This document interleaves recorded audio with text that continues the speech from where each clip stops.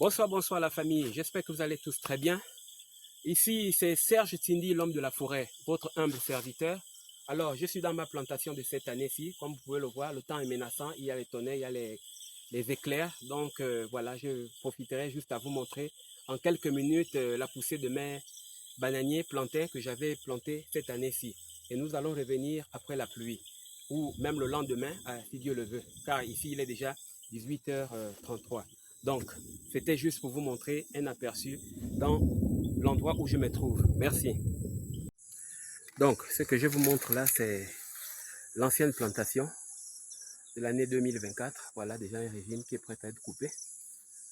Nous allons récolter ça demain. Comme je vous disais que nous sommes au temps du soir. Il est 18h. Donc ça, c'était juste un récapitulatif, quoi, pour la suite de l'autre vidéo. Donc ça, c'est l'ancienne plantation. Demain matin, si Dieu le veut, on va débrosser. On va passer avec la machine à débrosser. Voilà. Maintenant, de l'autre côté, ça c'est le nouveau champ qui commence. On a commencé à déverber l'autre côté, mais nous ne sommes pas encore arrivés jusqu'ici. Voilà. Et ici, c'est la canne à sucre. Si vous vous souviendrez, dans l'autre vidéo, que je vous montrais comment j'étais en train de planter les rejets de bananiers, il y avait aussi les cannes à sucre. Voilà, ça grandit. Voici notre premier rejet de bananiers qu'on avait planté. Ouais. Ouais, c'est ce qu'il est en train de faire. Donc, ça sont nos cannes à sucre. Les hérissons ont commencé à manger, c'est-à-dire les propriétaires. Vous savez que quand vous plantez, vous n'êtes pas les seuls à bouffer. À 100%, vous allez bouffer toute la plantation. Ça m'étonnerait. Donc voilà, ça sont les bananiers que nous avons plantés là en novembre, dans les vidéos précédentes que je vous avais montrées. Donc je suis en train de vous faire visiter l'évolution de la plantation. Par la grâce de Dieu, demain matin, on procédera à l'entretien. Voilà. C'est un peu ça. Voilà l'autre. Ça a beaucoup grandi, hein. On avait planté un peu de tout. Ça sont les ananas. Je vous avais dit, je vous avais montré dans l'autre vidéo comment, en fait, tout ce qu'on avait planté, je vais dire. Voilà.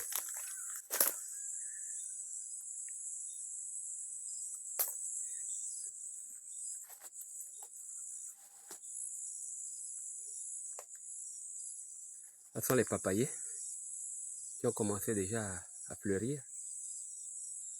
Voilà, les papayers qui ont commencé à donner. La terre ne ment pas, chers amis. La terre ne ment pas. On peut vivre sans argent, mais on ne peut pas vivre sans la nourriture. Voilà.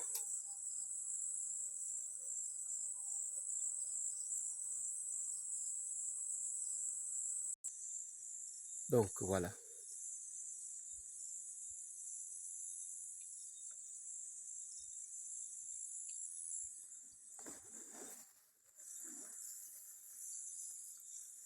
Le temps menace ici, hein.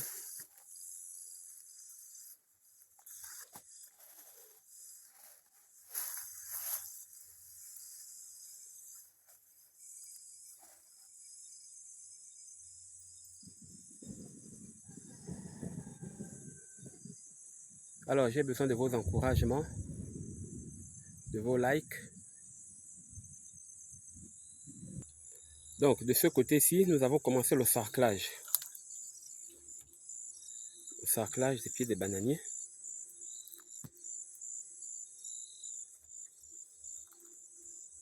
Comme vous pouvez voir.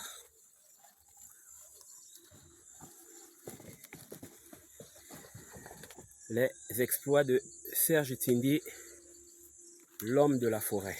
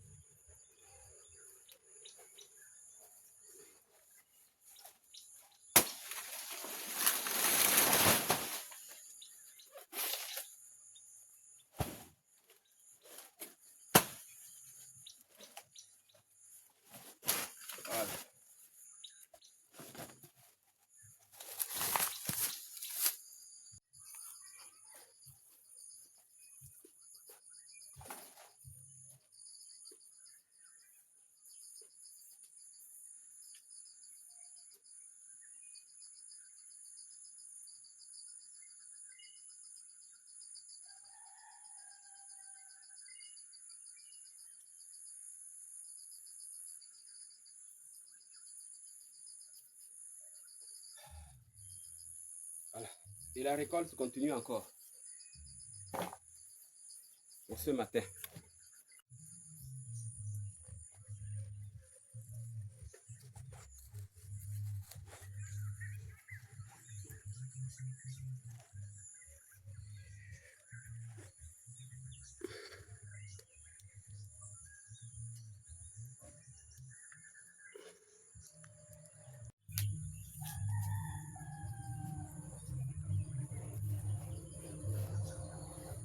Voilà encore un autre régime. Vous voyez, quand je dis que la terre ne ment pas, hein, deux costauds gros régimes encore dans ma plantation.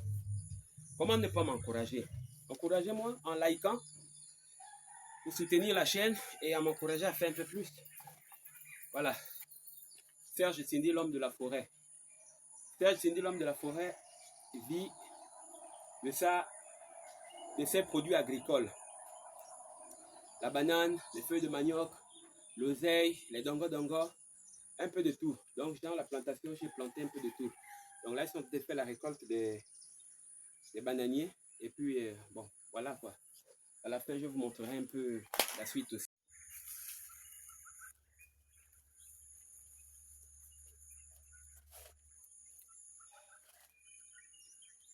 Les amis, ici nous sommes attaqués par le phénomène des éléphants. Nous sommes attaqués ici par les éléphants qui viennent dévaster nos plantations agricoles. Comme vous pouvez voir, ces bananiers-là, ce sont les bananiers de l'année 2025 là, que j'ai planté. Donc ça, c'est ma nouvelle plantation. Comme je vous montrais dans l'ancienne vidéo pendant que j'étais en train de la planter. Donc, comme vous pouvez constater, ces bananiers ont évolué. Ils ont pris de la taille. Mais juste derrière la caméra se trouve le boulevard des éléphants. Maintenant, pour lutter contre ces éléphants, j'ai dû utiliser un barbelé. Et grâce à ça, par Dieu aussi, il n'arrive pas à franchir le barbelé.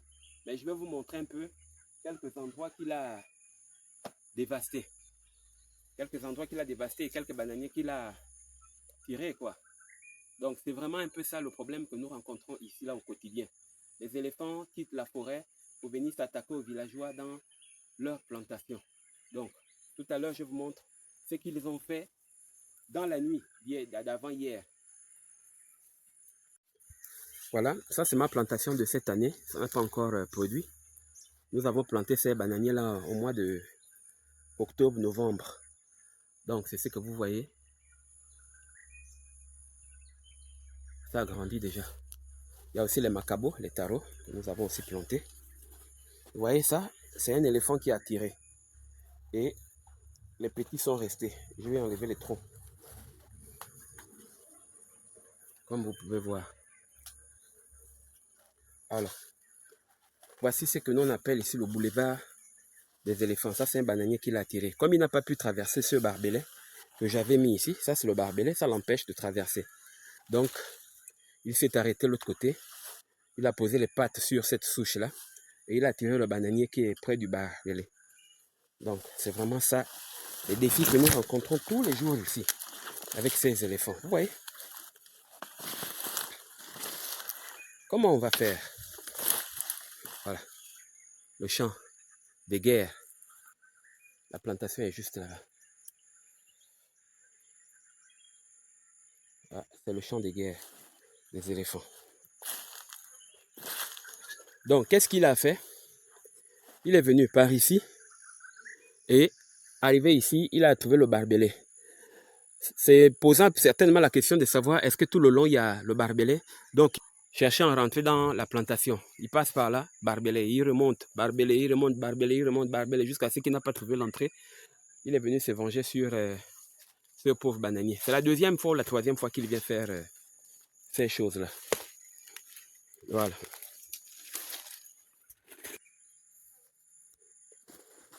C'est ma nouvelle plantation de bananier. Donc, ce matin, je vais essayer de renforcer ce barbelé. En le tendant, je vais essayer de le tendre, quoi. Parce que quand il a tiré, ça c'est affaissé. Donc là, je vais le tendre et je vais planter quelques piquets. Voilà. Le vécu quotidien du villageois. C'est tout ça.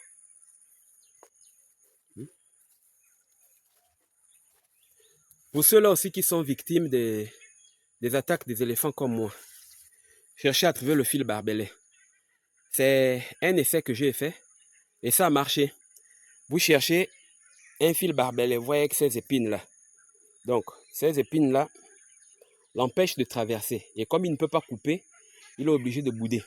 Et en le faisant, éviter les arbres au bord de la plantation parce que cet animal-là est très très intelligent. Donc, qu'est-ce qu'il fera?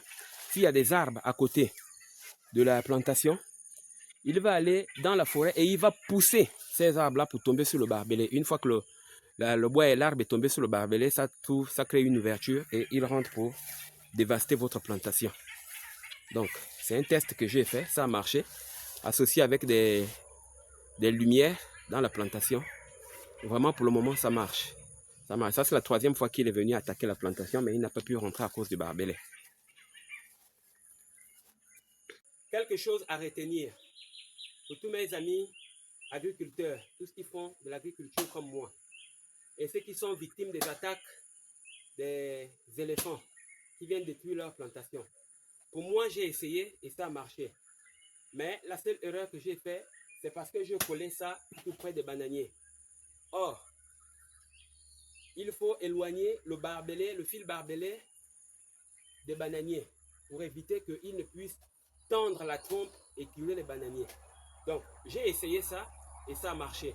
Comme je vous ai montré précédemment, là où il s'est arrêté. Donc, lui, quand il vient, l'éléphant, quand il vient pour détruire vos produits agricoles, le seul obstacle qu'il trouve, c'est ce fil barbelé. Donc, il ne peut pas traverser. Parce que ce fil barbelé, d'abord, il est en fer et il a des piquants. Ce n'est pas comme une liane de forêt. Donc, quand il trouve une résistance, il ne peut même pas poser la trompe dessus. Sinon, il risquerait de se blesser. Et vous savez tous très bien que les animaux n'aiment pas se blesser. Une fois qu'ils se blessent, alors il devient vulnérable pour les autres. Il devient maintenant une proie facile pour les autres. Donc, c'est un peu ça. Ce sont les méthodes que j'ai essayé de développer à chaque fois que je viens souvent en forêt ici. Donc, j'étudie aussi un peu le comportement de ces animaux-là. Il n'est pas interdit qu'ils prennent. Bon, ce qui est mauvais, c'est parce qu'ils gaspillent maintenant tout. Donc, voilà. Serge Itsindi, l'homme de la forêt, votre humble serviteur, a voulu vous montrer un peu les astuces, comment lutter contre la dévastation des champs de bananiers en forêt, là où il se trouve beaucoup des éléphants et des pachydermes. Donc, c'est un peu ça. Et aussi, quand vous mettez le fil barbelé, évitez qu'il y ait les arbres tout autour du barbelé. Parce que aussi, quand il y a des arbres, lui, tellement qu'il est très intelligent, quand il vient, il pousse cet arbre. Et une fois qu'il a poussé l'arbre, l'arbre tombe sur le barbelé et le barbelé se casse, se penche au sol. Et il traverse pour aller dévaster la plantation. Retenez bien, il ne peut pas couper le barbelé. Ce n'est pas une liane. Donc, l'éléphant ne peut pas couper le barbelé. Mais tellement qu'il est intelligent, il va chercher les arbres tout autour pour pousser et tomber sur le barbelé. Et après, il rentre dévaster votre plantation. Donc, ne l'oubliez pas, les amis. Et aussi, mettez les lampadaires solaires. Les lampadaires solaires pour éclairer la plantation dans la nuit. Et aussi, ça a des reflets vraiment très importants dans la nuit qui le repoussent. Voilà. Donc, c'est un peu ça. Et aussi, il faut choisir le genre de barbelé là. Parce qu'il y en a d'autres barbelés qui sont en aluminium. Ça là, ça se casse vite.